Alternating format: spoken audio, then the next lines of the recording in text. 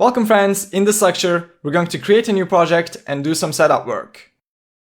Okay, so let's go ahead and create a new project. This process is going to be largely identical to what we did in the first section, so this time I'm going to do it a little bit faster. Let's launch the engine, go to Games here, pick a blank project, make sure the project is C++, we're going to give it a name, I'm going to call it Gun Survivors. And then I'm going to create a project inside of my 2D course projects folder. Let's wait for the project creation to complete. Okay, so first of all, we're going to go ahead and create a new level. And to store the level, we're going to create a folder here in the content folder. Let's call this folder levels. Next up, we're going to go into the file menu, click on new level, empty level. Create it, and then we're going to save this. Let's go into the file menu again, save current level, and then we're going to save it inside of the levels folder as the main level. Just like the previous game we made, this game is also going to have a single level. That's why I'm going to call it main level. Let's save it, and then we're going to go into the project settings, into maps and modes, and then we're going to set this as the startup map and also the game default map. Next up here in project settings, we're going to turn off motion blur, and then we're going to turn off auto exposure. So turn it off, set the mode here to be manual, and then set the bias to be 0, just like that. And for this game, we also need to go and search for anti-alias and turn this off as well. Anti-aliasing is used to give smoother edges to things in the game. But for this game, we're going to use pixel art assets. And pixel art and anti-aliasing doesn't go well together. So because of that, we're going to go ahead and turn it off. So click here and click on none. This one here is for mobile games, but we can also turn this off as well, doesn't hurt.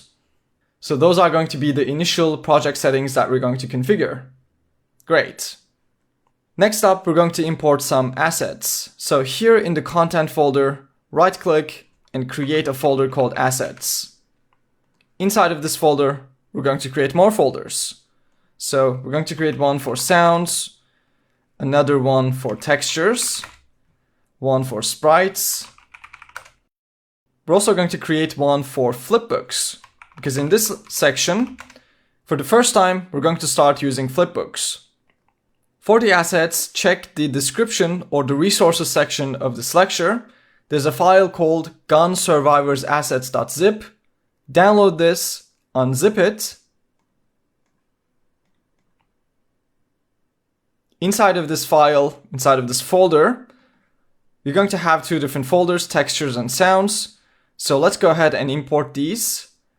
I will start with the sounds. So let's also open up the sounds folder here in Unreal. Let's select these and then just drag them into the engine.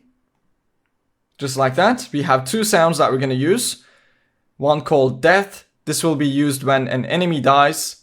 And one called bullet. This will be used when the player shoots a bullet. Let's also go ahead and import the textures. So I will switch to the textures folder. And then from here, we're also going to go to textures. Select all of the assets and then drag them into the engine. By the way, if you're wondering where I got these assets, I found these on itch.io. They were free. They're also free to use commercially as well, so feel free to use these. I'll have a link to the itch.io page as well if you want to check it out. Okay, so as you can see, we have all the textures imported into the game. So as a mini challenge, see if you can remember the first thing we need to do when we import textures. The first thing we need to do is applying texture settings. So we're going to select all of them. Just select the first one, hold down Shift and pick the last one.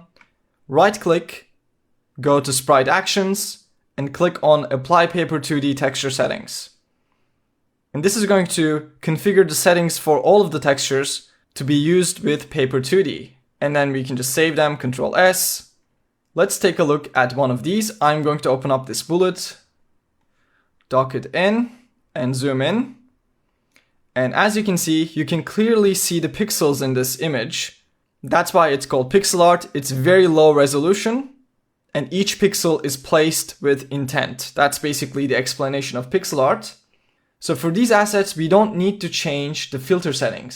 In the last game for Desert Racer, we had to go into the settings here and set the filter to be trilinear.